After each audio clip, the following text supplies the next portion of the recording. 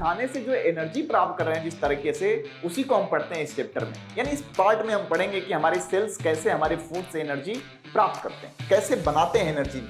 Means हम oxygen atmosphere से ले रहे होंगे और कार्बन डाइऑक्साइड एटमॉस्फेयर को दे रहे होंगे। बेसिक पर्पज यही।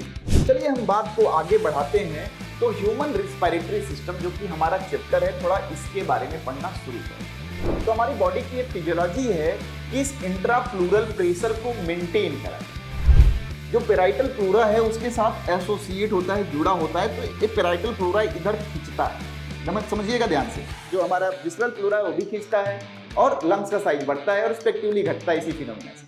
तो हमने देख लिया कि ब्रेथ इन कैसे करेंगे या ब्रेथ आउट कैसे करते हैं, इस स्ट्रक्चर को भी देख लिया। तो हमारे यहाँ एक टर्म आता है रिस्पिरेटरी वॉल्यूम्स एंड कैपेसिटी। बहुत ही इंपॉर्टेंट टॉपिक है, जैसा कि आपको पता होगा ये हर बार लगभग सवाल पूछा गया आपसे। और इसी वाइटल कैपेसिटी यानी इन चारों को जोड़ दें अगर, तो क्या निकल जाता है? Total lung capacity. एक सोच की बात है बस, आप इसको डिफिनेशन में जो रखते हो ना, बहुत आसान है। हेलो रॉक स्टार्स, तो स्वागत है आपका infinity learn by Shri Chaitanya. Only पढ़ाई नो बकवास। तो आज हम एक नया चैप्टर लेके आए हैं और बहुत ही बेहतरीन सा चैप्टर है, बहुत बेहतरीन सा चैप्टर है और इसको दो पार्ट में कवर करेंगे हम लोग। चैप्टर का नाम है breathing and exchange of gases. वैसे तो देखने में बहुत सिंपल लगता है चैप्टर, लेकिन कभी कभार जब क्वेश्चन आता है ना तो बहुत तोते उड़ जाते हैं। तो एकदम उसी स्टाइल में कि कैसे क्वेश्चन पूछे जाते हैं और अपने अंदाज में पढ़ेंगे इस चैप्टर को हम लोग। और ऐसे ही जुड़े रहिए, बस लगे रहिए। मैं हमेशा यही बोलता हूं कि बस कुछ दिनों की बात है, फिर तो व्हाइट कोट होगा, डॉक्टर बनेंगे और मस्त जिंदगी होगी आपकी। तो परेशान ना होइए। चलिए शुरू करते हैं breathing and exchange of gases. Breathing and exchange of gases. जैसा कि आपको पता है कि पिछले लेक्चर में हमने डाइजेशन की बात की थी और हमने डाइजेशन में बोला था कि हम डाइजेस्ट करते हैं चीजों को, कॉम्प्लेक्स चीजों को सिंपलर फॉर्म में कन्वर्ट करते हैं ताकि हम अपने सेल्स में उसे एब्जॉर्ब कर सकें, ताकि हम उसे अपने सेल्स में एब्जॉर्ब कर सकें।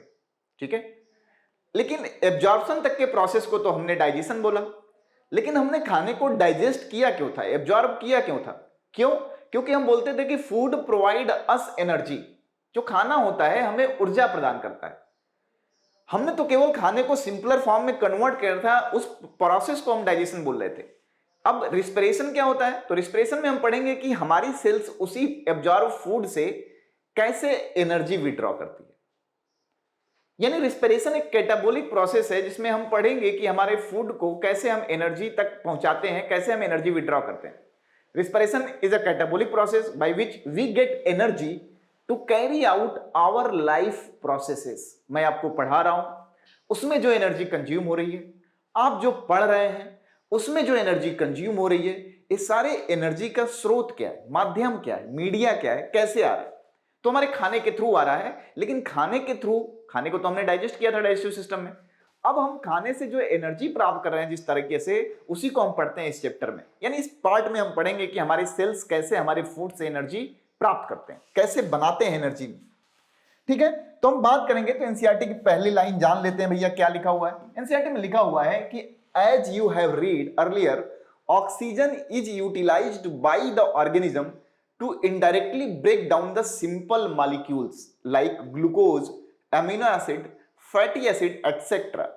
to derived energy to perform various activities. Carbon dioxide, which is harmful, is also released during the above catabolic reactions. Therefore, evident that O2 has to be continuously provided to the cells and CO2 produced by the cells have to be released out. The process of exchange of O2 from the atmosphere with CO2 produced by the cells is called breathing, commonly known as respiration. थोड़ा एक simple सा फंडा clear कर लेते हैं। जैसा कि हमने पढ़ना शुरू किया था तो हमने बताया था कि हम अपने यहाँ फूड को देखें तो फूड प्रोवाइड करता है एनर्जी, लेकिन प्राइमरी सोर्स जो हमारे यहाँ एनर्जी का होता है वो क्या होता है? कार्बोहाइड्रेट होते हैं, यानी सिंपल शुगर से, ग्लूकोज से ऑब्टेन करते हैं। तो हम बचपन से एक रिएक्शन पढ़ते हुए आ रहे हैं, and that is C6H12O6 plus 6O2 gives us, यानी कंप्लीट ऑक्सीडाइजेशन होता है, 6CO2 प्रोवाइड करता है, 6H2O बनते हैं और प्लस एनर्जी लिबरेट होती है और इसी एनर्जी को हम यूटिलाइज करते हैं और ओवरऑल यही फंक्शन, इसी ग्लूकोज को जो हमने फुली क्या किया, ऑक्सीडाइज किया और उससे एनर्जी भी प्राप्त किया, इसी प्रोसेस को हम रिस्पिरेशन कहते हैं। हम बहुत बचपन से क्लास 6 से लगभग ये फार्मूला पढ़ते हुए आ रहे हैं। तो हम देखेंगे कि ये प्रोसेस हमारे बॉडी में होता कैसे। जब भी हम बात करते हैं रिस्पिरेशन की तो उसके वेरियस स्टेजेज होते हैं, क्योंकि भैया हम देख रहे हैं कि यहां कार्बन डाइऑक्साइड लग रहा है, जो भी हम ग्लूकोज ब्रेक कर रहे हैं उसके लिए कार्बन डाइऑक्साइड की रिक्वायरमेंट है और इस दौरान ऑक्सीजन की रिक्वायरमेंट है और कार्बन डाइऑक्साइड क्या है, बन रहा है। तो ऑक्सीजन का हम इनटेक कहां से करेंगे, ऑक्सीजन का इनहेल करना और कार्बन डाइऑक्साइड जो बना है उसे बाहर निकालना शरीर से, एक्सहेल करना। यही हमारा क्या है, एक सिंपल प्रोसेस है कि हम ऑक्सीजन कैसे ले रहे हैं और कहां से ले रहे हैं। तो डेफिनेट सी बात है हम एटमॉस्फेरिक एयर से ऑक्सीजन ले रहे होंगे और जो भी इस प्रोसेस के दौरान कार्बन डाइऑक्साइड बन रहा है उसे हम एटमॉस्फेरिक एयर को दे रहे हैं। सिंपल सा फंडा तो यही होगा। चलो भैया, सिंपल सा फंडा यही है, यही कहना चाह रहे थे हम।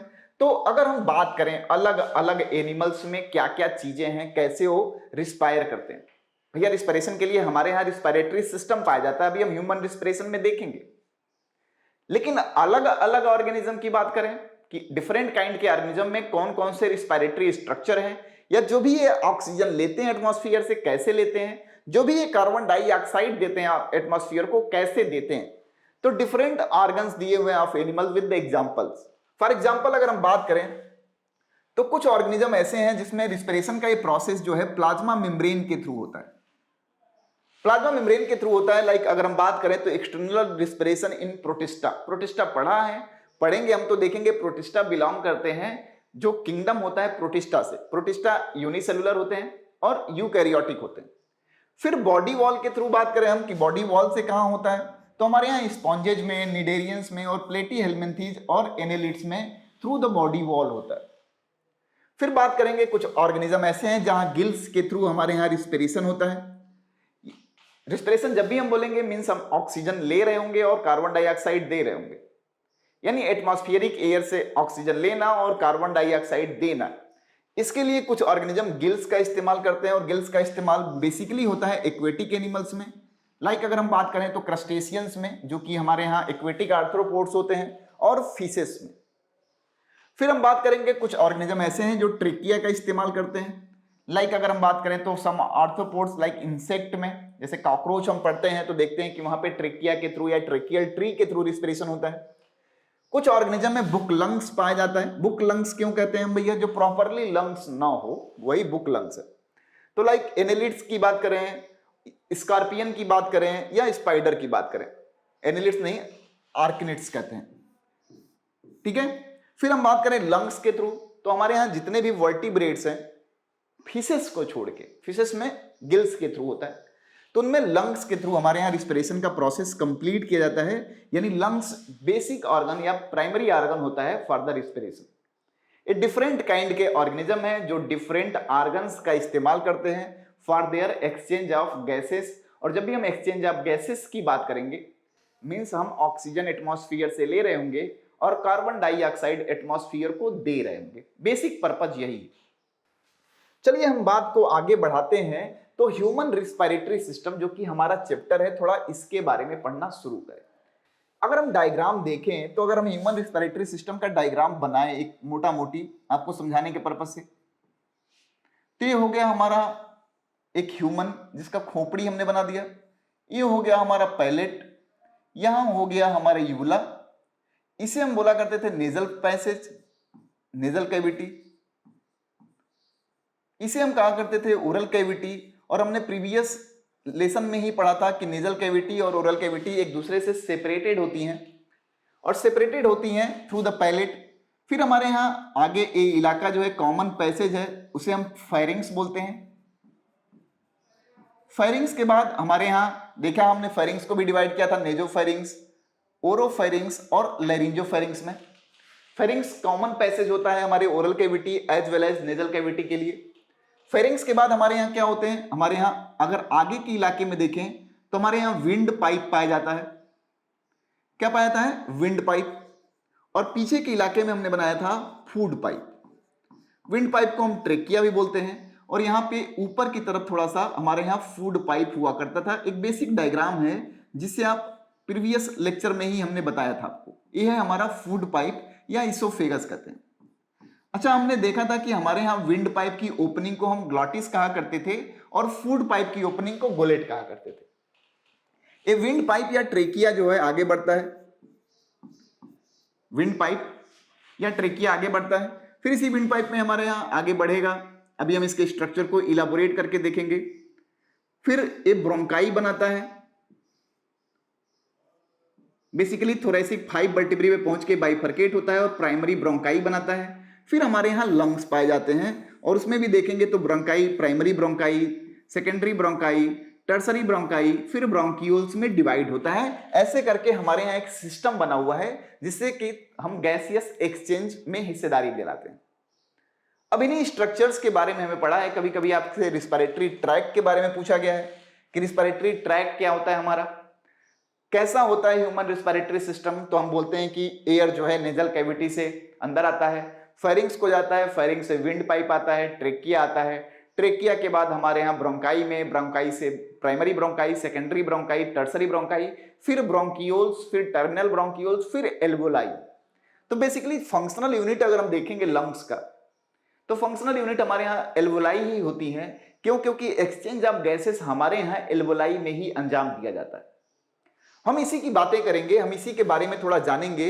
हम अपने लंग्स के बारे में जानेंगे कि लंग्स का स्ट्रक्चर कैसे होता है, लंग्स कैसे होती है, हमारी लंग्स कैसे होती हैं। लेकिन पहले हम जानेंगे रिस्पिरेशन के बारे में कि रिस्पिरेशन कितने स्टेजेज में होता है। आपके एनसीईआरटी की ही लाइन है, इसको थोड़ा ध्यान से समझिएगा। अगर if we talk about the respiration, तो respiration involves the following steps. Respiration के कुछ स्टेप्स होते हैं, जैसे हमने डाइजेशन के स्टेप्स को काउंट कराया था कि पहला होगा हमारा इंजेशन कि भैया हम खाना खाएंगे, दूसरा होगा कि हम उसे डाइजेस्ट करेंगे, सिंपलर फॉर्म में कन्वर्ट करेंगे, तीसरा होगा कि हम उसे एब्जॉर्ब करेंगे, चौथा होगा कि हम उसे एसिमिलेट करेंगे, अपने बॉडी मटेरियल में कन्वर्ट करेंगे, और पांचवा होगा कि हम उसे डेफिकेट करेंगे यानी बाहर निकालेंगे अनडाइजेस्टेड फूड मटेरियल को। वैसे हमारे यहाँ रिस्पिरेशन के भी कुछ स्टेजेस होते हैं और बेसिकली हम एक्सटर्नल और इंटरनल रिस्पिरेशन में काउंट करते हैं उसे। तो रिस्पिरेशन के जो स्टेजेज हैं उसकी बात करें तो पहला स्टेज होता है ब्रीदिंग। पहले तो हम सांस लेंगे ना, पहले जो भी हमारा एटमॉस्फेरिक एयर है उसे हम अपने फेफड़े के अंदर ले जाएंगे, ब्रीदिंग करेंगे। तो ब्रीदिंग में दो स्टेजेज हैं, एक तो जब हम सांस को अंदर ले रहे हैं और दूसरा जब सांस को बाहर निकाल रहे हैं। इसे हम बोलते हैं pulmonary ventilation, by which atmospheric air is drawn in and CO2 rich alveolar air is released out. तो पहला प्रोसेस तो हमारा होगा कि भैया हम ब्रीथ करेंगे। हमने सांस ले लिया, सांस लेने के यानी ब्रीदिंग के भी दो स्टेजेज हैं कि हम सांस अंदर ले रहे हैं या सांस बाहर निकाल रहे हैं, ब्रेथ इन या ब्रेथ आउट। ब्रेथ इन के समय हम ऑक्सीजन ले रहे होते हैं और ब्रेथ आउट के समय कार्बन डाइऑक्साइड दे रहे होते हैं। दूसरा, जो भी हमने ऑक्सीजन या कार्बन डाइऑक्साइड लेना या देना है, तो दूसरा स्टेज होता है डिफ्यूजन ऑफ गैसेस। गैसेस का डिफ्यूजन करते हैं हम अक्रॉस द एल्वोलर मेम्ब्रेन। देखेंगे हम, जब हम अभी डायग्राम देखेंगे तो हम इन्हीं बातों के तहत पढ़ेंगे इस लेसन को। तीसरा है जो भी गैसेस हमने लिया है, जैसे CO2 बन रहा होगा हमारे टिश्यू में, तो टिश्यू से एल्वोलाई तक लेके आना, या ऑक्सीजन हम ले रहे हैं एल्वोलाई में तो उसे टिश्यू तक ले जाने का process, and that is known as transport of gases. Transport कर रहे हैं हम, एक जगह से दूसरे जगह किसी गैस को ले जा रहे हैं। सिंपल सी बात है, ऑक्सीजन हमारे एल्वोलाई में आया है तो एल्वोलाई से सेल्स तक ऑक्सीजन ले जाना, और CO2 हमारे यहाँ सेल्स में बना है तो सेल से एल्वोलाई तक उसको ले आना, तो ट्रांसपोर्ट करते हैं इसे। फिर हमारे यहाँ होगा डिफ्यूजन, फिर से होगा जो भी चीज हम लाए हैं, जैसे ब्लड के थ्रू लेके पहुंच रहे हैं टिश्यू तक, तो टिश्यू को देना डिफ्यूजन के प्रोसेस से, प्लस हम टिश्यू से लेके आए हैं एल्वोलाई तक ब्लड के माध्यम से, तो CO2 को एल्वोलाई को देना, ये भी डिफ्यूजन होगा। फिर पांचवा स्टेज होगा utilization of oxygen by the cells. जो हमने प्रमोट किया है, जो हमने दिया है, जो हम ऑक्सीजन लेके आए हैं, उसका पर्पज क्या है? उसका पर्पज यही तो है दोस्त कि हम उसे यूटिलाइज करें। कहां यूटिलाइज करें? तो जो भी हमारे यहाँ रिस्पिरेटरी सबस्ट्रेट है, ग्लूकोज है, उसको हम क्या करें? बर्न करें। बर्न करने के बाद हम एनर्जी रिलीज कराएं, तो हम उसी ऑक्सीजन को यूटिलाइज करते हैं, और जिसका रिजल्ट होता है कि CO2 रिलीज होता है। तो हम दो स्टेजेस में बांट लेते हैं अपने रिस्पिरेशन को, एक्सटर्नल और इंटरनल रिस्पिरेशन। इतने पार्ट को हम एक्सटर्नल रिस्पिरेशन कहते हैं और इतने को हम बोलते हैं, इतने को एक्सटर्नल और इतने को इंटरनल रिस्पिरेशन बोलते हैं। कई बार इस सवाल पूछा गया आपसे।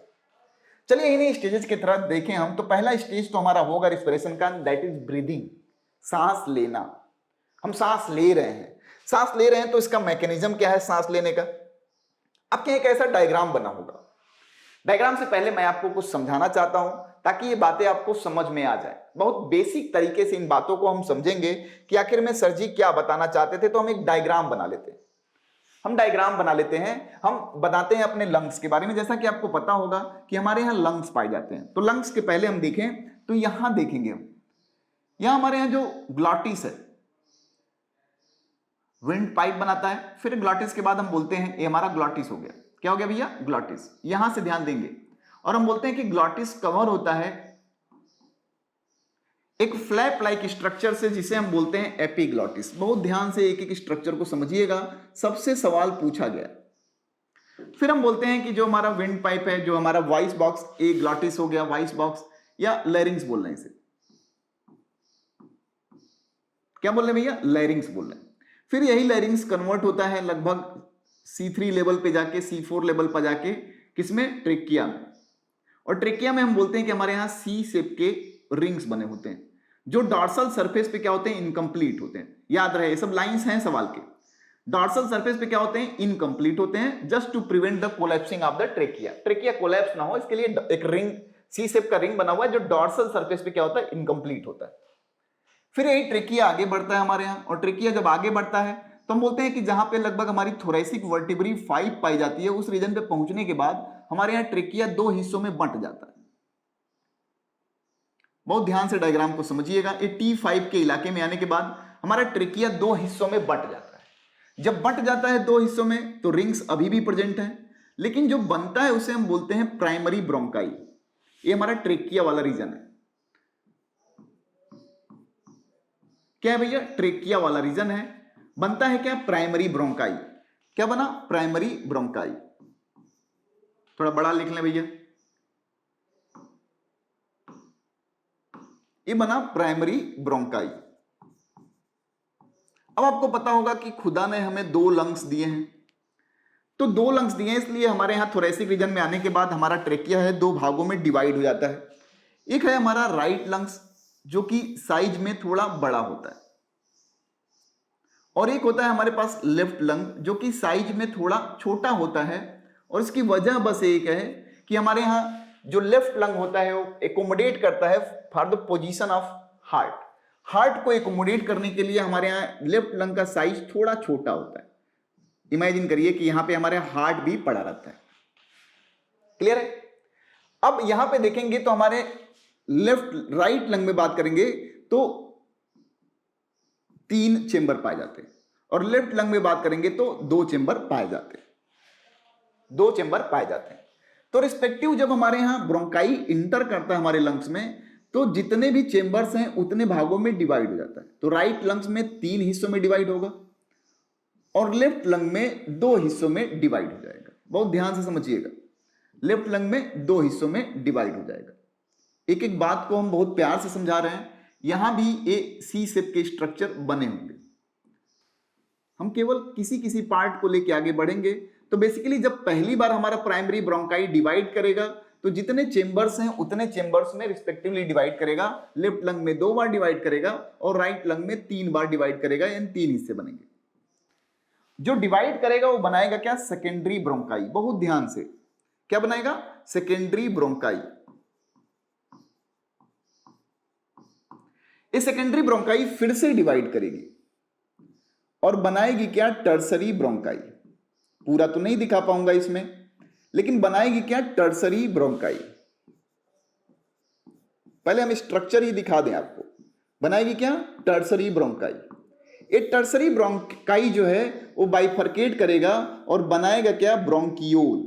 कितना बनाएगा भैया? क्या बनाएगा? ब्रोंकियोल। और ब्रोंकियोल, जैसे कि ब्रोंकाई हमारा 3 बार डिवाइड की है, वैसे ही ब्रोंकियोल 17 से 22 बार डिवाइड करेगा। 17 to 22 टाइम्स डिवाइड करेगा। और 22 टाइम्स डिवाइड करने के बाद ये बनाएगा क्या? Terminal bronchiole. क्या बनाएगा? Terminal bronchiole. और ये टर्मिनल ब्रोंकियोल जो होगा वो खुलेगा हमारे एल्वोलाई में।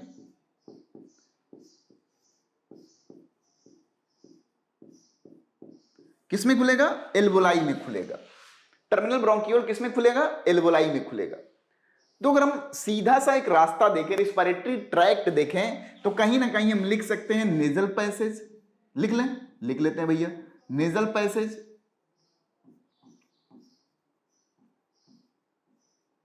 फिर हमारे यहां नेजल पैसेज से फेरिंग्स, फेरिंग्स से भैया लैरिंग्स, लैरिंग्स को हम वॉइस बॉक्स कहते हैं। लैरिंग्स से भैया ट्रेकिया,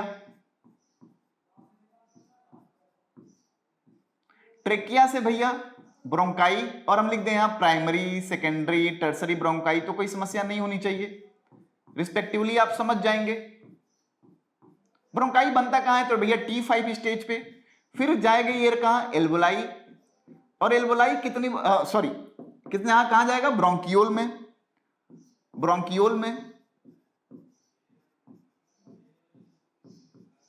ब्रोंकियोल कितनी बार डिवाइड करता है भैया? 17 से लेके 22 बार।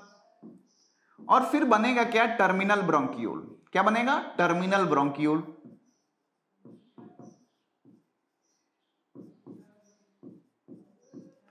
ये टर्मिनल ब्रोंकियोल जो बना है, अब ये खुलेगा किसमें? एल्वोलाई में। और एल्वोलाई में हमारे यहां गैसियस एक्सचेंज होगा।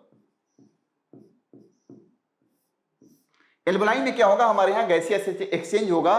तो ये लगभग हमारे यहां रिस्पिरेटरी ट्री है हमारा। अच्छा, यहां तक के जो आइटम्स हैं इनको हम कंसीडर करते हैं कंडक्टिंग जोन में। Conducting zone.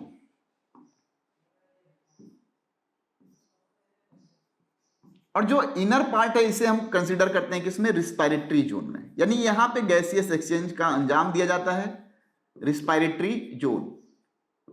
जैसे आपके घर पे छत पे टंकी रखी होती है, लेकिन पानी तो आप टैप से निकालते हो, तो टैप से ही पानी निकल रहा है, लेकिन बीच में पाइप भी तो है, तो कंडक्टिंग जोन हो गया। और रिस्पिरेटरी जोन दो हिस्सों में हम बांटते हैं। ये हम अपने लंग्स के अंदर की बात कर रहे हैं, अभी लंग्स को बाहर से भी देखेंगे। तो हम दो हिस्सों में बांट लेते हैं अपने यहां रिस्पिरेटरी जोन को। कंडक्टिंग जोन बोलते हैं और रिस्पिरेटरी जोन बोलते हैं। बेसिकली हम एयर वहीं से लेके आ रहे होंगे, और पर्पज है हमारा कि एयर हमारा एल्वोलाई तक पहुंच जाए, ये पर्पज है हमारा। अब हम बात करेंगे कि हमारे यहां खुदा ने दो लंग्स दिए हैं। क्या दिए हैं? दो लंग्स। लंग्स की बात करें तो हम लंग्स का एक सिंगल डायग्राम बनाएं। तो बेसिकली हमने शुरू में ही बताया, या आपको पता भी होगा कि हमारे लंग्स की अगर बात करें तो लंग्स हमारे यहां प्रोटेक्टेड ऑर्गन है। किसमें रखे होते हैं? तो भैया रिब केज में रखे होते हैं। किसमें? रिब केज में। रिब्स हमारी बनाती है एक बक्से नुमा संरचना, जिसमें इसे प्रोटेक्ट करके रखा गया। और भी देखें तो हमारे लंग्स के ऊपर दो मेम्ब्रेन पाई जाती है। लंग्स से ऊपर दो मेम्ब्रेन पाई जाती है। इस बात को बहुत ध्यान से समझिएगा, कहानी यहीं से चालू होती है। आपके बुक में डायग्राम बस बना हुआ है, कहानी बताई नहीं गई है बहुत प्यार से। तो इसलिए इस कहानी को थोड़ा ध्यान से समझिएगा, ताकि आपकी अंडरस्टैंडिंग कि कब हम रिस्पिरेशन करते हैं, यानी ब्रेथ इन कब करते हैं और कब ब्रेथ आउट करते हैं, इसका मैकेनिज्म क्या है, बहुत प्यार से आप समझ पाए। ठीक है? एक मेम्ब्रेन लगी होती है और ठीक कुछ गैप के बाद दूसरी मेम्ब्रेन लगी होती है, ऐसे।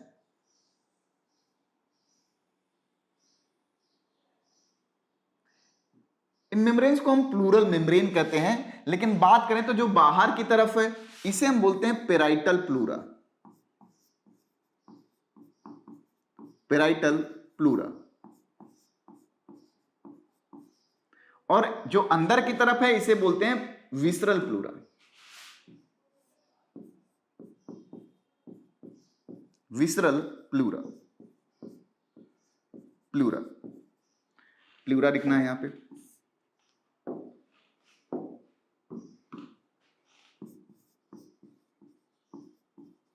दो मेम्ब्रेन पाई जाती है। अच्छा, इनके बीच में जो जगह बन रहा है दोनों मेम्ब्रेन के बीच में, इसे हम बोलते हैं intra plural space. Intra plural space बोलते हैं। और ये जो जगह है, स्पेस है, इसमें क्या भरा होता है? फ्लूइड भरा होता है। बहुत ध्यान से समझिएगा, इसमें क्या भरा होता है भैया? फ्लूइड भरा होता है।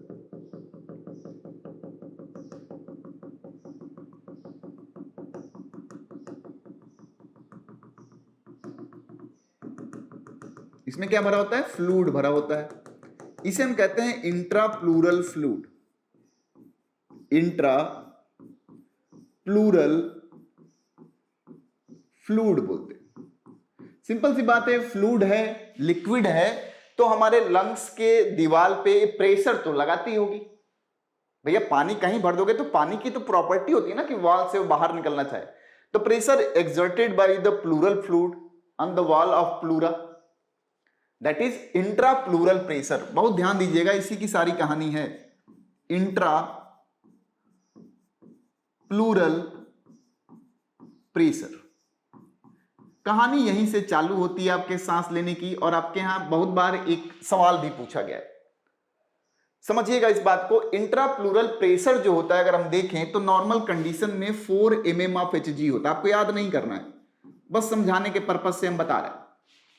4 mm ऑफ Hg होता है। और हमारे शरीर की फिजियोलॉजी होती है, जैसे हम बोलते हैं ना GFR 125 ml पर मिनट, तो हमारी किडनी का काम है उसे मेंटेन रखना। अगर इसमें कोई कमी या बढ़ोतरी होती है तो देखते होंगे हमारी किडनी कुछ ना कुछ फंक्शन या हमारी बॉडी कुछ ना कुछ उसके लिए परफॉर्म करती है। वैसे ही हमारे यहाँ इंट्रा प्लूरल प्रेशर की जो वैल्यू है वो 4 mm Hg है, यानी इस प्लूरल फ्लूइड की वजह से इसके वॉल पे लगने वाला ये प्रेशर है। तो हमारी बॉडी की ये फिजियोलॉजी है कि इस इंट्रा प्लूरल प्रेशर को मेंटेन करा जाए। इस इंट्रा प्लूरल प्रेशर को क्या करा जाए? मेंटेन करा जाए। चलो भैया देखते हैं क्यों मेंटेन हो रहा है, क्यों सांस ले रहे हैं हम। तो एक तो ये लाइन याद रखिए कि इंट्रा प्लूरल प्रेशर का जिक्र आएगा, अभी इंट्रा प्लूरल प्रेशर का जिक्र आएगा। आएगा, चलिए अच्छी बात है, आएगा। फिर अगर हम बात करें, एक डायग्राम और बना लें, हम हर तरह से आपको एकदम बेहतर बनाना चाहते हैं, हम बना लें अपना रिब केज, क्योंकि इसका बहुत बड़ा रोल होगा।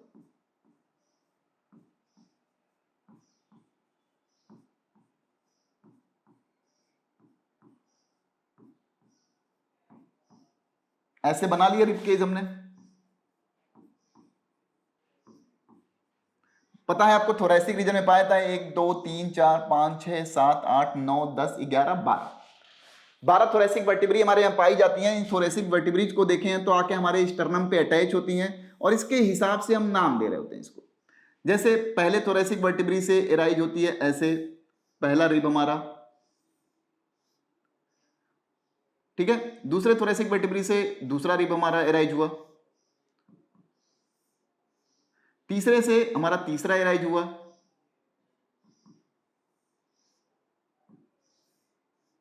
चौथे से चौथा एराइज हुआ, ऐसे करके 12 पेयर हम निकालते हैं। एक साइड से हम केवल आपको दिखा पा रहे हैं, और यही बनाती हैं क्या? रिब केज बनाती हैं। फिर हम इनको जब मोमेंट एंड लोकोमोशन वाले चैप्टर में पढ़ेंगे तो देखेंगे कि हमारे यहां क्या होता है, कुछ फॉल्स रिब्स और कुछ ट्रू रिब्स पाई जाती हैं, कुछ फ्लोटिंग रिब्स भी रहती हैं। लेकिन कहीं ना कहीं हमारा जो लंग्स होता है इसी स्पेस में रखा होता है।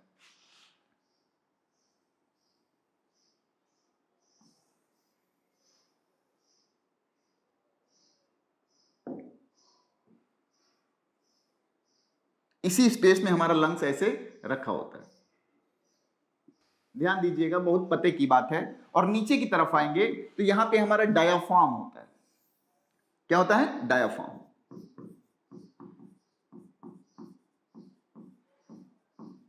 क्या होता है? डायाफ्राम। ये डायाफ्राम हो गया, ये हमारा लंग्स है जिसको हम दिखा रहे हैं, इसे जता रहे हैं। अब हमारे यहां कुछ इंस्पायरेटरी और एक्सपायरेटरी मसल्स पाई जाती हैं। मसल्स हमारे यहां दो है, एक है एक्सटर्नल इंटरकॉस्टल मसल, बहुत ध्यान से समझिएगा, और एक है इंटरनल इंटरकॉस्टल मसल। जो एक्सटर्नल इंटरकॉस्टल मसल है ऑरिजिनेट होती है, मान लीजिए पहले से ऑरिजिनेट होने वाली एक्सटर्नल इंटरकॉस्टल मसल अटैच होती है दूसरे के एक्सटर्नल एंड पे। बहुत ध्यान समझिएगा, पहले के वर्टिब्रल एंड से ऑरिजिनेट होने वाली इंटरकॉस्टल मसल दूसरे के वर्टिब्रल एक्सटर्नल एंड पे अटैच होती है। इनका अरेंजमेंट कुछ ऐसा होता है, ऐसा यहां पे अरेंज हो गई, यहां पे, यहां से निकलने वाली यहां पे, बहुत ध्यान से समझिएगा, यहां से निकलने वाली यहां पे, ये तो एक मसल हो गई।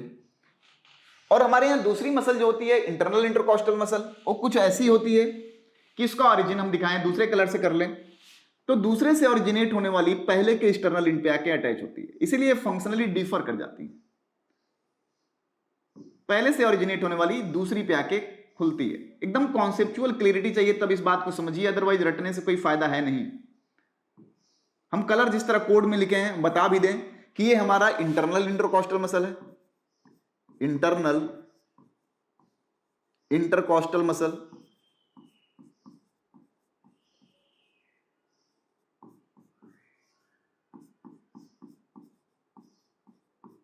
और जो ब्राउन कलर से हम दिखा रहे हैं वो हमारा एक्सटर्नल इंटरकॉस्टल मसल है। बहुत रोल है इनका, एक्सटर्नल इंटरकॉस्टल मसल। ध्यान दीजिएगा कि हमारे यहां मसल्स ऑफ रेस्पिरेशन के नाम पे हम 4 मसल्स का जिक्र करते हैं। हम बोलते हैं कि इंस्पायरेटरी मसल्स की जिक्र करें अगर, कि कौन सी मसल हमारे यहाँ इंस्पायरेशन के लिए रिस्पॉन्सिबल है, इंस्पायरेटरी मसल्स का जिक्र करें तो हमारे यहाँ 2 मसल्स हैं। कौन कौन सी भैया? इंस्पायरेटरी मसल्स के नाम पे हमारे यहाँ एक्सटर्नल इंटरकॉस्टल है, एक्सटर्नल इंटरकॉस्टल और डायाफ्राम, ये हमारे यहाँ इंस्पायरेशन में मदद करती हैं। और एक्सपायरेटरी मसल्स के नाम पे हमारे यहां 2 मसल्स हैं। एक्सपायरेटरी के नाम पे हमारे यहां 2 मसल्स हैं।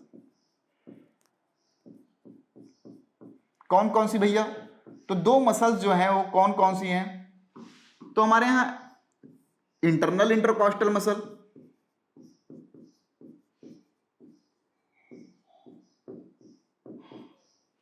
और एब्डोमिनल वॉल मसल, एब्डोमेन की जो मसल है ये हमारे यहां एक्सपायरेशन में मदद करती हैं। इसी को पढ़ना है, कैसे करती हैं इसी बात को थोड़ा समझना है आपको। ठीक है भैया, ये मसल्स हैं, ये मसल्स हैं।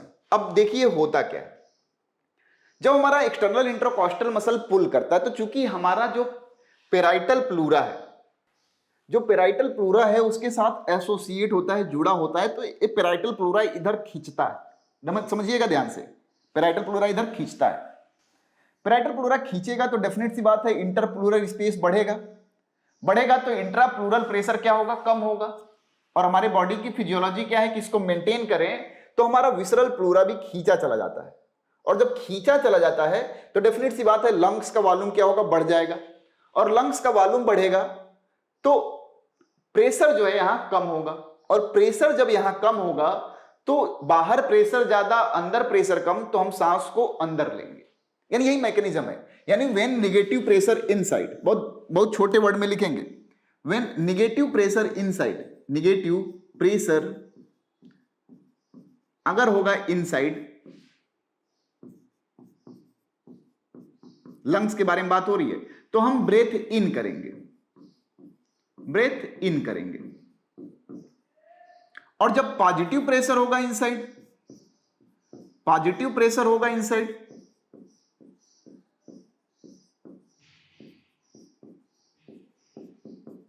तो हम ब्रेथ आउट करते हैं। क्या करते हैं भैया? ब्रेथ आउट करते हैं। पॉजिटिव प्रेशर होगा इनसाइड तो हम ब्रेथ आउट करेंगे, और नेगेटिव प्रेशर होगा तो ब्रेथ इन करेंगे। ब्रेथ इन करने में क्या है कि जब हमारा इंस्पायरेटरी मसल्स कॉन्ट्रैक्ट करती हैं तो पेराइटल प्लूरा खींचता है, इंटरनल प्लूरल स्पेस बढ़ता है, इंट्रा प्लूरल प्रेशर कम होता है। इसको मेंटेन करने के लिए विसरल प्लूरा भी खींचता है, विसरल प्लूरा खींचता है, लंग्स का साइज बढ़ता है, प्रेशर कम होता है, सांस ले लेते हैं।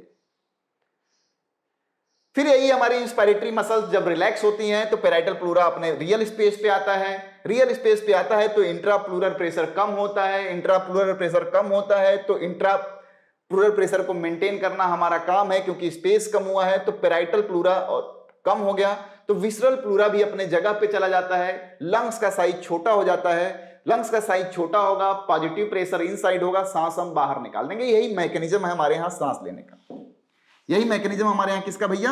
सांस लेने का। इसी मैकेनिज्म के तहत हम सांस ले रहे होते हैं। कि जब पॉजिटिव प्रेशर होगा इनसाइड, तो बेसिकली ये दोनों जब सांस ले रहे हैं या सांस छोड़ रहे हैं तो इंट्राप्लूरल प्रेशर को ही मेंटेन करना चाह रहे हैं। और जो मसल्स ऑफ इंस्पिरेशन है हमारे ऐसे काम करती है। तो सवाल कई तरीके से पूछा गया है, जैसे इंस्पिरेटरी मसल्स की बात कर रहे थे हम, तो जब हमारे यहां एक्सटर्नल इंटरकॉस्टल मसल जब कॉन्ट्रैक्ट करता है, इंटरकॉस्टल जब कॉन्ट्रैक्ट करता है तो होता क्या है, अब एक्सटर्नल इंटरकॉस्टल मसल रिब्स देखिए यहां से चलिए यहां तक, तो जब वहां से खींच रहा होगा ऐसे, एक्सटर्नल इंटरकॉस्टल मसल खींचा तो डायमीटर किस साइड में बढ़ा, डॉर्सोवेंट्रल साइड में डायरेक्शन बढ़ जाएगा। इंक्रीज वॉल्यूम, ये सब सवाल हैं इन डॉर्सोवेंट्रल सरफेस,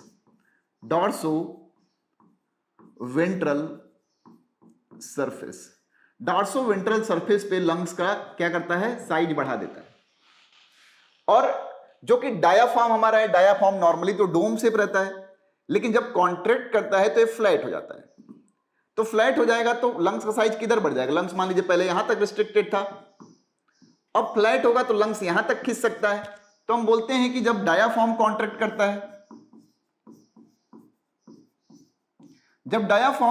करता है, तो हमारे यहां एंटीरो पोस्टीरियर डायरेक्शन में इंक्रीजेज लंग वॉल्यूम इन एंटीरो पोस्टीरियर डायरेक्शन। ये सवाल हैं जो बहुत बार पूछे गए। एंटीरो पोस्टीरियर डायरेक्शन में लंग्स का वॉल्यूम जो होता है बढ़ा देता है। ये सवाल जो भी हम बता रहे हैं सब पॉइंट्स हैं, क्वेश्चन पूछे गए हैं सारे पॉइंट्स पे।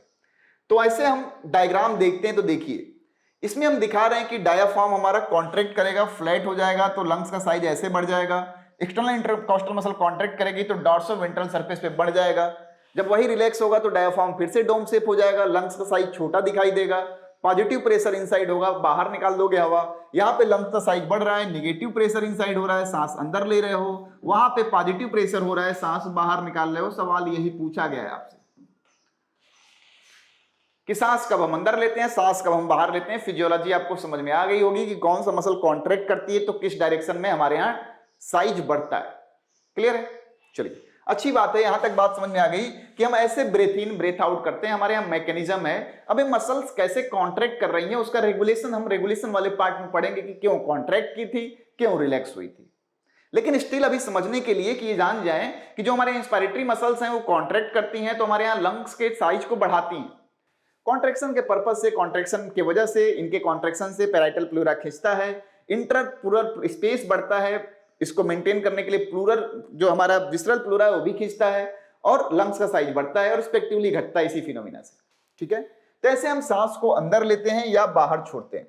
ऐसे सांस को क्या करते हैं, अंदर लेते हैं या बाहर छोड़ते हैं हम, यही हमारे यहाँ क्या है, मैकेनिज्म है। अब हमारे यहाँ कुछ जो इंस्पिरेटरी ऑर्गन्स जो हम पढ़ रहे होते हैं, ऑर्गन्स के बारे में, हम मैकेनिज्म ऑफ रिस्पिरेशन तो देख ही रहे हैं, लेकिन हमें कुछ इंपॉर्टेंट चीजें भी देखने, जैसे हम लैरिंग्स को हम बोलते हैं वॉइस बॉक्स। आपके यहाँ बहुत बार इसका डायग्राम पूछा गया है इससे रिलेटेड। लैरिंग्स को क्या बोलते हैं, वॉइस बॉक्स बोलते हैं। क्या बोलते हैं, वॉइस बॉक्स बोलते हैं। अब हमें पता तो होता है कि जब हम सांस छोड़ते हैं तभी हम साउंड निकाल पाते हैं, लेकिन आपसे इससे रिलेटेड कुछ सवाल पूछे गए हैं। हम इसी लैरिंग्स को काट करके एक डायग्राम बना रहे हैं ताकि आपकी ये अंडरस्टैंडिंग भी हम क्लियर कर दें। हमने बना लिया यहाँ ग्लॉटिस, क्या बना लिया, ऐसे लैरिंग्स बना रहे हैं। ठीक है, लैरिंग्स बना रहे हैं, that is called Adam sepal. यहां पे हम लैरिंग्स वाला हिस्सा बना रहे हैं, फिर आपको जताएंगे कि यहां पे ट्रेकिया भी शुरू हो जाती है।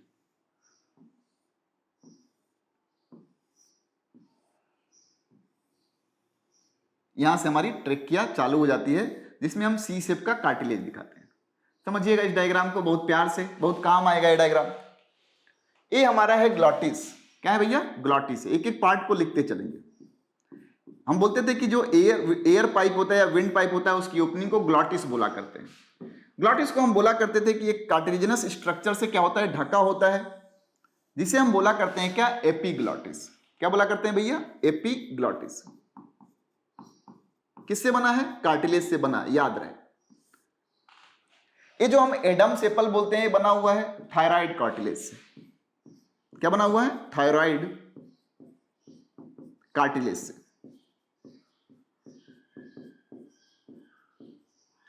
इसे एडम्स एप्पल भी बोलते हैं, एडम्स एप्पल भी बोलते हैं, ठीक है। और यहां पे पाया जाता है क्रिक्वाइड कार्टिलेज, क्रिक्वाइड कार्टिलेज। यहां पे क्या पाया गया भैया? क्रिक्वाइड कार्टिलेज पाया गया। अगर हम डॉर्सल सरफेस पे देखें तो वेंट्रल सरफेस हो गया, डॉर्सल सरफेस पे भी हमारे यहाँ कुछ कार्टिलेजेस पाए जाते हैं। जैसे आगे की तरफ दो एक ही साइड का हम दिखा पाएंगे, तो यहां पे ऐसे कार्टिलेज एक है, दो फिल करने के लिए आप डॉटेड लाइन बना सकते हैं कि दो है। फिर यहां पे दूसरा कार्टिलेज यहां अरेंज होता है ऐसे, दूसरा कार्टिलेज ऐसे अरेंज होता है। क्योंकि हम यहां 2D में डायग्राम बना रहे हैं, इसी को आगे से करके फिल करिएगा तो आपको पता चलेगा। तो दो कार्टिलेज यहां पे पाई जाती हैं ऐसे, और एक कार्टिलेज थोड़ी लंबी होती है, वो भी 2 इन नंबर पाई जाती है, यहां से राइज होती है। इसको फिल करने के लिए हम ऐसे कर सकते हैं। इन कार्टिलेजेस के नाम हैं और पूछे गए हैं आपसे बहुत बार, दो फिल कर लीजिए ऐसे करके। अगर हम देखें तो इनके नाम हैं, जैसे आगे वाले का नाम है क्यूनिफॉर्म। क्या नाम है? Cuneiform cartilage, cuneiform cartilage.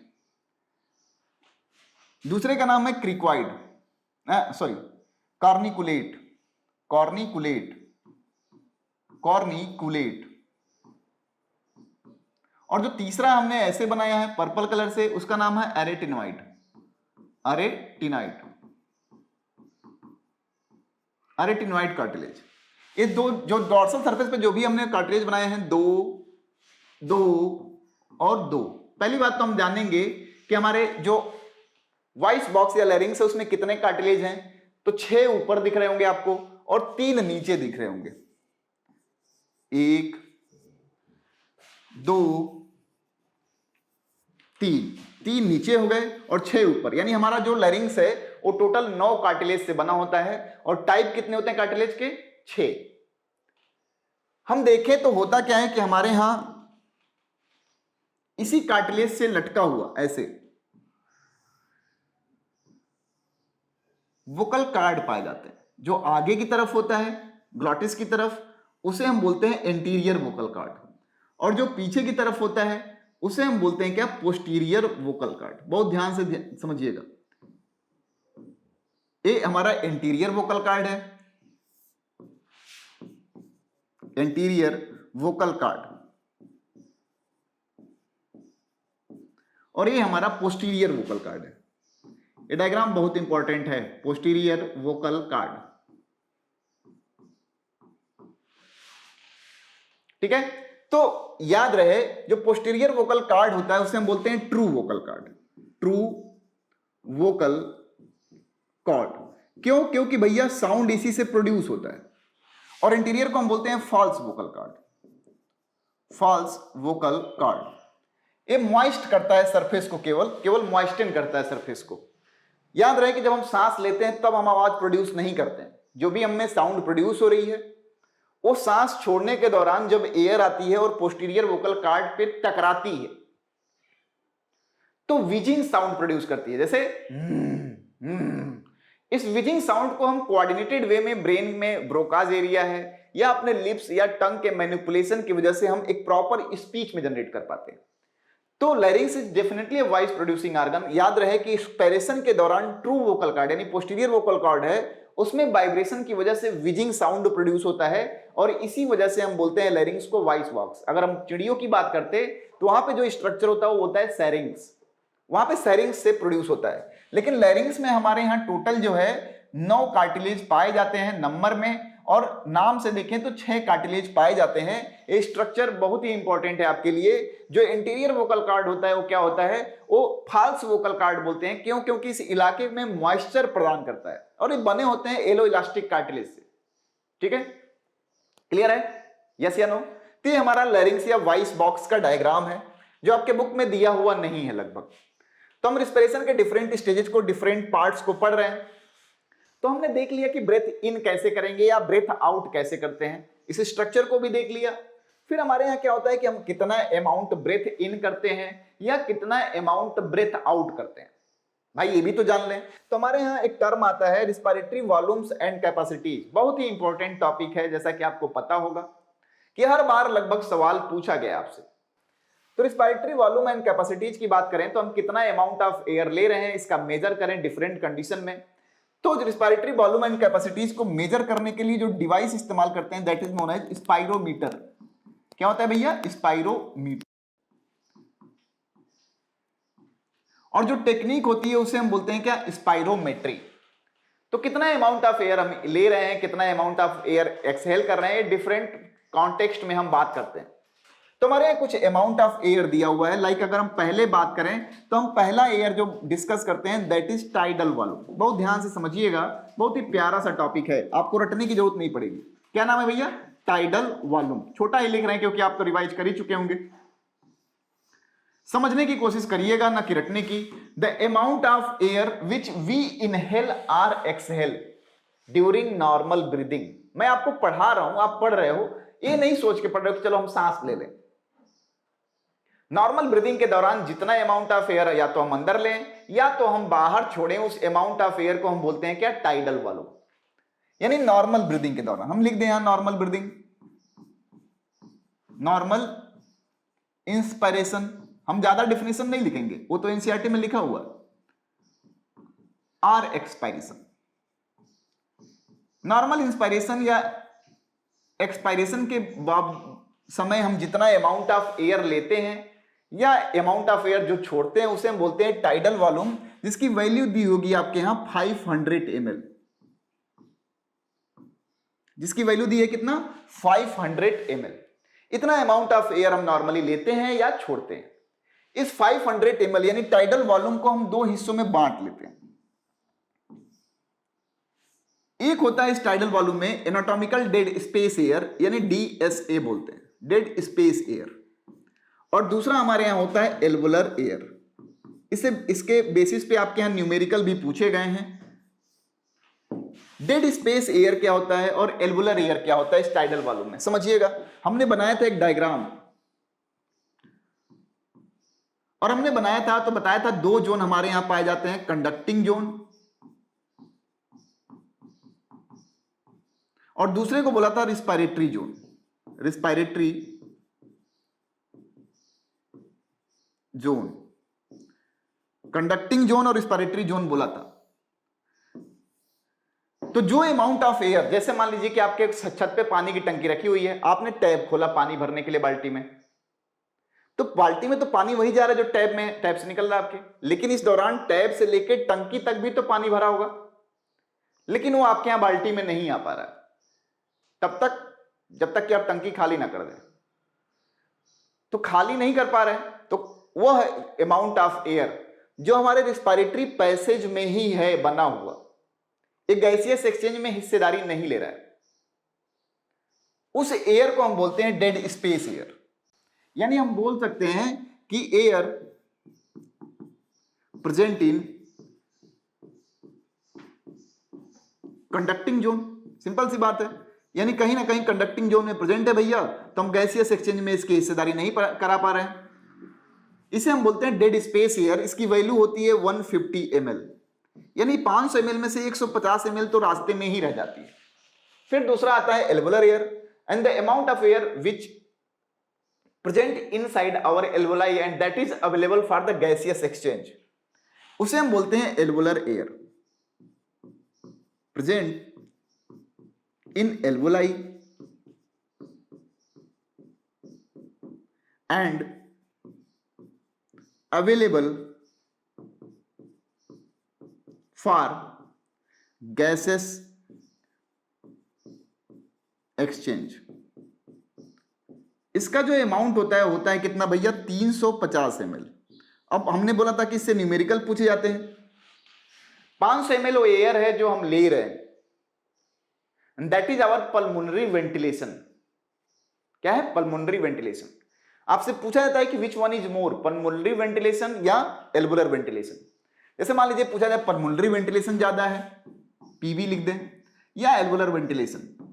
तो पल्मोनरी वेंटिलेशन हम कर कितना रहे हैं? हम बोलते हैं कि एक नॉर्मल इंसान जो है 12 से 16 बार सांस लेता है। मान लीजिए हमने बोला कि 12-16 बार सांस ले रहा होगा, चाहे जितना 500 ml ले रहा है, तो लगभग 1 मिनट में वो 6000 से 8000 ml एयर ले रहा होगा। ये हो गया उसका पल्मोनरी वेंटिलेशन।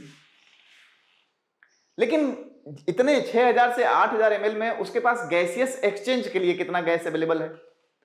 तो हम देखते हैं कि 12 से 16 बार हम बोल रहे थे, हम बोल रहे थे एक बार में 350 ml ही प्रेजेंट हो रहा है। हम कितना करेंगे? हम बोल देंगे कि 12 0 60 और 12 3 36 4200 से लगभग समथिंग।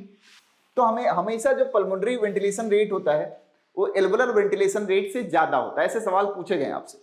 फिर रहा टाइडल वॉल्यूम की कहानी। केवल किसकी कहानी रहा? टाइडल वॉल्यूम की। जो अमाउंट ऑफ एयर हम नॉर्मली इनहेल करते हैं या एक्सहेल करते हैं, and that amount of air is known as tidal volume. चलिए, तो नॉर्मल की बात हो गई। अब एक दिन आप पहुंचे कहां? रामदेव जी के आश्रम में, और उन्होंने बोला कि भैया दम लगा के सांस लो अंदर। क्या करो? दम लगा के सांस लो। तो नॉर्मली तो हम सांस ले रहे थे। दम लगा के सांस लेने की शुरुआत करेंगे तो पहले तो वह अमाउंट जाएगा जो नॉर्मली हम लेते थे, फिर दबा के the amount of air which we can inhale beyond the tidal volume. यानी टाइडल वॉल्यूम के अलावा अगर हम फोर्सफुल इंस्पायर करें एयर को, तो कितना अमाउंट ऑफ एयर हम अंदर ले सकते हैं, उसे हम बोलते हैं इंस्पायरेटरी रिजर्व वॉल्यूम। फोर्सफुल, एक तो इंस्पिरेशन,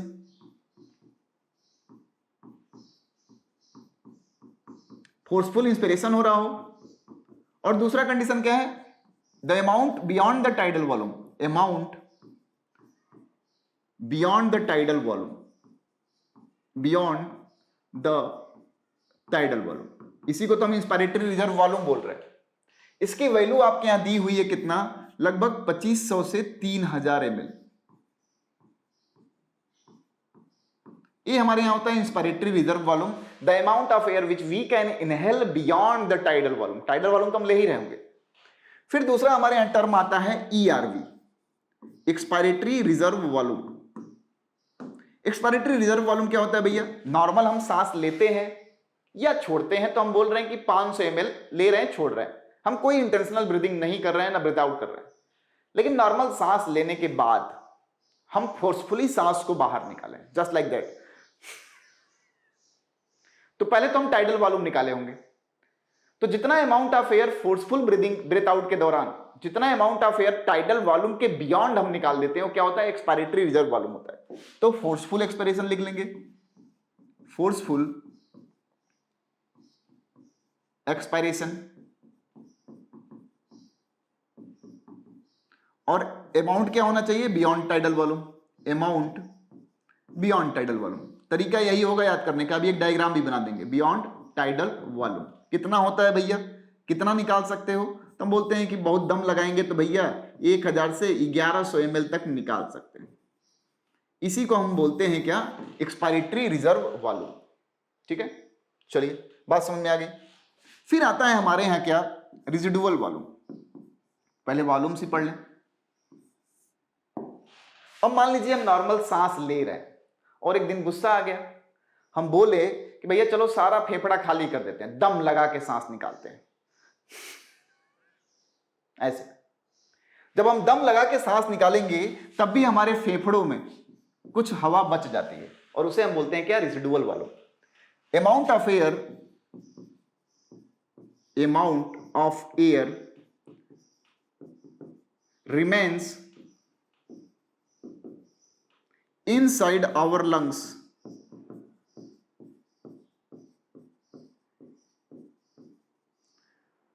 after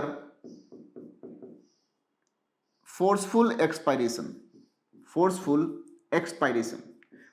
एक्सपायरेशन करने के बावजूद हमारे लंग्स में जो अमाउंट ऑफ एयर बच जाता है उसे बोलते हैं रेजिडुअल वॉल्यूम, और इसकी वैल्यू जो होती है 1200 ml तक होती है। ठीक है, ये तो वॉल्यूम्स दिया हुआ आपके, इतने वॉल्यूम्स का जिक्र है। अब देखिए बहुत आसान हो जाएगा। अब आएगी कैपेसिटीज आपकी। तो पहला आएगा इंस्पायरेटरी कैपेसिटी, नाम से समझिएगा। अब हम ना फॉर्मूला लिखेंगे ना कुछ। इंस्पायरेटरी कैपेसिटी सांस लेने की औकात या क्षमता। भैया नॉर्मली हमारी क्षमता कितनी थी? Tidal volume. दम लगाया तो क्या ले लिया? Inspiratory reserve volume. यही तो क्षमता हो गई, यही तो औकात है टोटल, इसके बाद तो ले ही नहीं पा रहे हो। तो टीवी प्लस IRV, बस इतना ही याद करना है, रटते हो बैठ के ना। दूसरा एक्सपायरेटरी कैपेसिटी, भैया सांस कितना छोड़ने की औकात है तुम्हारी? तो तुम नॉर्मल कंडीशन में तुम टाइडल वॉल्यूम छोड़ते ही छोड़ते हो, लेकिन दम लगा लोगे तब भी इतना ही तो निकाल पाओगे। That is expiratory capacity. तीसरा टर्म आता है FRC, फंक्शनल रेसिडुअल कैपेसिटी। भाई अगर तुम दम लगा के सांस नहीं निकाले होते, तो रेसिडुअल वॉल्यूम तो तुम्हारे फेफड़े में हमेशा बना रहता है, लेकिन दम नहीं लगाए होते तो ERV भी बचा होता। इन दोनों को जोड़ लोगे तो तुम्हारे यहां FRC चलाएगा। ठीक है, चलो भैया बहुत आसान हो गया। फिर आता है हमारे यहां वाइटल कैपेसिटी। भैया वाइटल मतलब होता है जिंदा, और जिंदा में कितना तुम एक्सचेंज कर सकते हो? ज्यादा से ज्यादा, कम से कम। तो भैया जिंदा हो तो मैक्सिमम करोगे तो टाइडल वॉल्यूम लोगे, छोड़ोगे। बहुत दम लगाओगे तो IRV ले लोगे, और बहुत दम लगाओगे तो ERV छोड़ दोगे। यही तुम्हारी वाइटल कैपेसिटी है। जिंदा रहने के नाम पे इतना ही तो कर पाओगे। फिर क्या है भैया, एक कैपेसिटी आती है total lung capacity. Total lung capacity की बात करेंगे तो भैया टोटल लंग कैपेसिटी, भैया क्षमता, टोटल औकात किसकी? आपके फेफड़े की। तो टाइडल वॉल्यूम तो ले ही रहा है बेचारा, दम लगाता तो IRV भी ले लेता, ERV भी इसी में पड़ा हुआ है, और दम लगा के नहीं निकाल दिए तब भी RB भी इसी में पड़ा हुआ है। टोटल मिला के क्या हो जाएगा हमारा? यहाँ टोटल लंग कैपेसिटी हो जाएगा। इसी बात को घुमा फिरा के रट रहे होते हो। और छोटा बना दे इसे, क्योंकि हर बार सवाल आया है। और छोटा बना दे तो डायग्राम याद कर लो। मान लो एक नॉर्मल कंडीशन है, ग्रीन कलर से ही दिखा दें कि भैया ये सब फला फूला कंडीशन है। इतना मतलब हमारा जब हम टाइडल वॉल्यूम लेते हैं तो हमारे एल्वोलाई का साइज इतना बना रहता है, ग्रीन है, एकदम मस्त माहौल चल रहा है। फिर हम कह रहे हैं कि चल भाई बहुत दम लगा दिया एक दिन गुस्से में, तो सारी हवा निकालने का प्रयास किया, तो हमने अपने एल्वोलाई से इतना एयर निकाल दिया। तो हमने बोला था इतना हवा तो तब भी है, और इसी हवा को तो हम रेसिडुअल वॉल्यूम कहा करते थे। इसी हवा को क्या कहा करते थे? रेसिडुअल वॉल्यूम कहा करते थे। ठीक है भैया। और ये हमने दम लगा के बाहर निकाला था, तो इसको हम क्या उम्मीद कर लें कि हमारा एक्सपायरेटरी रिजर्व वॉल्यूम होगा। बहुत ध्यान से समझिएगा। और नॉर्मल कंडीशन में हम सांस लेते थे तो इसी एल्वोलाई को हम यहां तक फुलाते थे और यहां तक सिकुड़ाते थे। नॉर्मल कंडीशन में हम यहां तक रखते थे, कभी लेते थे सांस तो यहां तक जाता था, सांस छोड़ते थे तो यहां तक पहुंच जाता था फिर से। इसी को हम टाइडल वॉल्यूम कहा करते थे।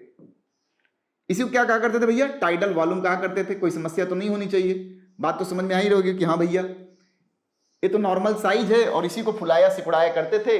तो नॉर्मल कंडीशन में हम टाइडल वॉल्यूम ही लेते हैं और टाइडल वॉल्यूम ही छोड़ते हैं।